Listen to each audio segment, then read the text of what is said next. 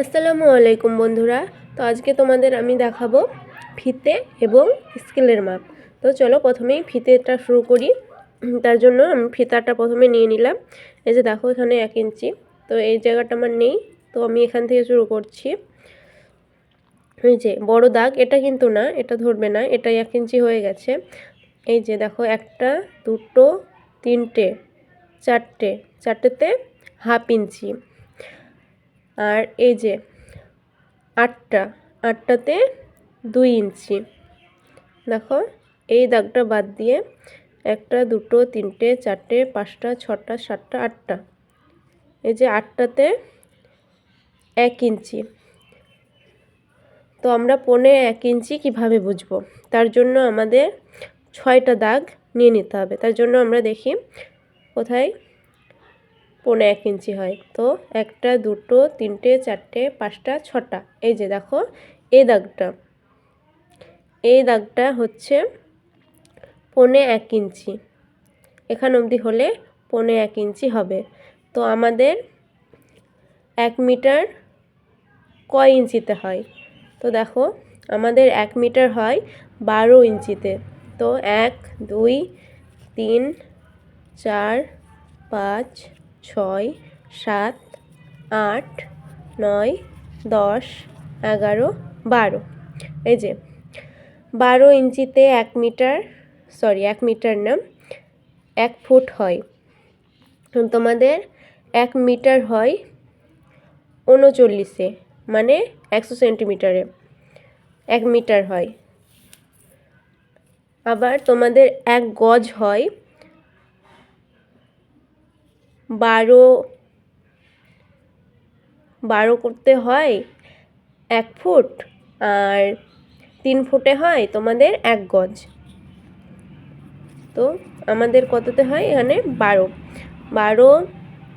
13 14 15 16 17 18 19 20 21 22 23 24 25 26 27 28 29 30 31 32 33 34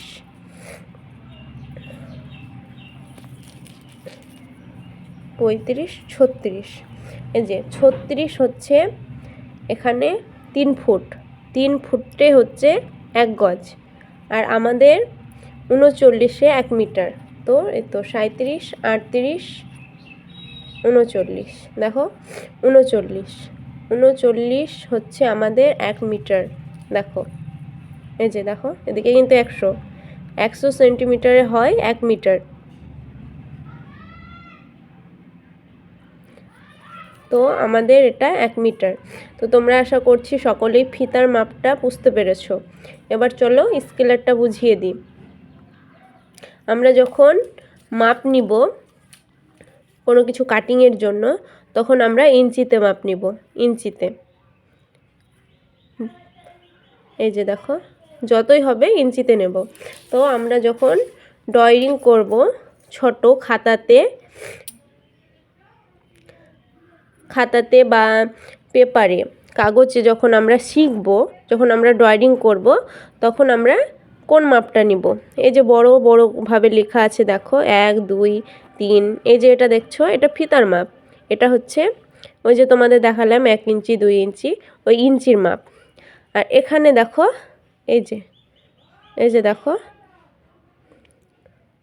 এটা ছোট ছোট করে দেওয়া আছে। এটা তোমাদের ড্রয়িং করার জন্য, যাতে খাতাতে তোমরা সহজেই শিখে নিতে পারো, ছোট ছোট করে আঁকতে পারো, তার জন্য।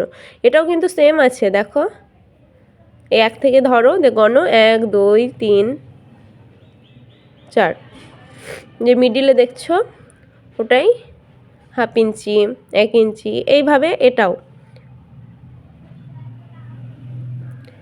সেম। এটা আমরা যখন কাপড় কাটবো তখন আমাদের এই বড়টা স্কেলের জন্য, আর এই যে ছোট দেখছো, এই ছোটটা আমরা যখন পেপারে বা ড্রয়িং করব তখনের জন্য। তো আমাদের এটাই লাগবে।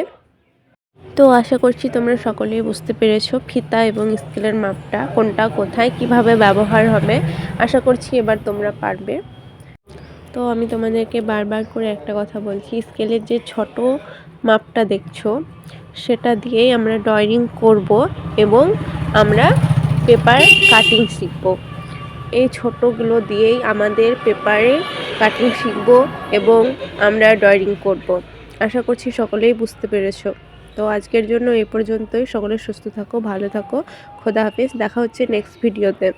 তো আমাদের ভিডিও দেখার জন্য অবশ্যই চ্যানেলটাকে সাবস্ক্রাইব করবে, লাইক কমেন্ট করে পাশে থাকবে। তো খোদা হাফেজ।